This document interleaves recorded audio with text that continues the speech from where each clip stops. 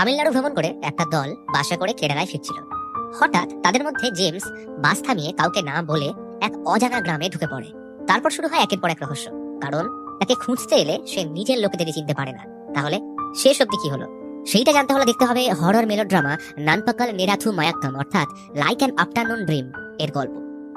James Kerala থেকে তার পরিবার আর কিছু গ্রামের লোকদের নিয়ে তামিলনাড়ু ঘুরতে এসেছে। ঘোরা বলতে বিভিন্ন মনোময় স্থান ও চার্চের ভ্রমণ। জেমসের পরিবারে বউ সালি এবং একমাত্র ছেলে বিশু। ভোরবেলা বাবু ভাইয়ের ডাকে সবাই উঠে রেডি হয়ে গেলেও জেমস সবার থেকে লেট। হোটেল কাউন্টারে বিল পেমেন্ট করার সময় ম্যানেজার বিষয়টা নিয়ে একটু মজা করে তামিলের পবিত্র পাঠ্য তিরুকুড়াল থেকে দুটো লাইন বলে, মানুষের ঘুমোতে যাওয়া মৃত্যুর সমান, আর ঘুম থেকে ওঠা পুনর্জন্ম বা নতুন জীবনের সূচনা। জেমস হেসে হোটেলের টাকা মিটিয়ে বাসে উঠে বসলো। গ্রাম ফেরতের এখন লম্বা রাস্তা। গল্প হাসাহাসির মধ্যে সময় কেটে কয়েক ঘন্টা পর বাস থামলো ধাবায়। এইটার পর কয়েক কিলোমিটার কোনো হোটেল নেই, তাই এখানে খাওয়া দাওয়া সেরে বাকি পথ যাওয়া যাবে। জেমস তামিলের খাবার পোষায় না, তার উপর চায় এত মিষ্টি, বড্ড বিরক্তিকর। যাই হোক, খাওয়া সেরে বাস চালু হলো।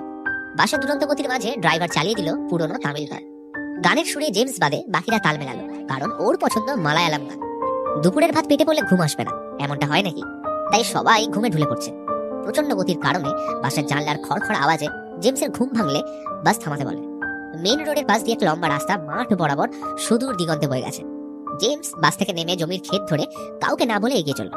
গ্রামের স্নিগ্ধ পরিবেশ, মেঠো পথ ও জরাজীর্ণ মন্দির ফেলে জেমস হেঁটে যাচ্ছে, যেন এই রাস্তা তার কত চেনা।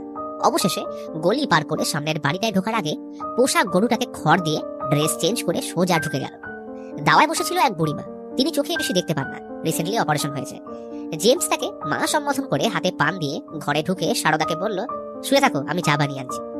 আসলে জেমস নতুন বাড়িতে ঢুকে এমন করছিল যেন এই বাড়ির লোক, গ্রাম তার সব চেনা। বুড়িমা বাদে সারদা ওর শ্বশুর দুজনেই জেমসকে দেখে অবাক, তবে কিছু জিজ্ঞেস করার সময় দিল না। জেমস লক্ষ্য করলো আজ বাড়িতে কোনো রান্না হয়নি। আনাজ, চিনি, এমনকি খড় ভুসি পর্যন্ত নেই। তাই সবকিছু হিসেব করে দোকানে বেরোতে গেলে শামু এসে জিজ্ঞেস করলো, এই ভাই তুই কে, এই বাড়িতে কি করছিস? জেমস হেসে বলে, জানিস এখনো পেপারে স্ট্যাম্প লাগানো হয়নি, অনেক দেরি হয়ে গেল, তুই তোর মজা নিয়ে থাক, আমি গেলাম। এই বলে মফেট নিয়ে বেরিয়ে পড়লে বাড়ির লোক চোর চোর বলে চিৎকার করে ওর পিছনে দৌড় দিল।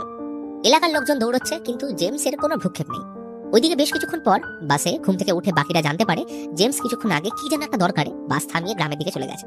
তবে এতক্ষণ আসছে না দেখে ওরাও গ্রামে ঢুকলে শোরগোল পড়ে যায়। রাস্তার মাঝে জেমস তার বউ ও ছেলেকে দেখে চিনতে না পারার ভান করে পাশ কাটিয়ে বেরিয়ে গেলে ওরা অবাক হয়ে যায়। বাবা পাগল হয়ে গেল নাকি? ততক্ষণে গ্রামের লোকদের সাথে ঝামেলা শুরু হয়ে গেছে।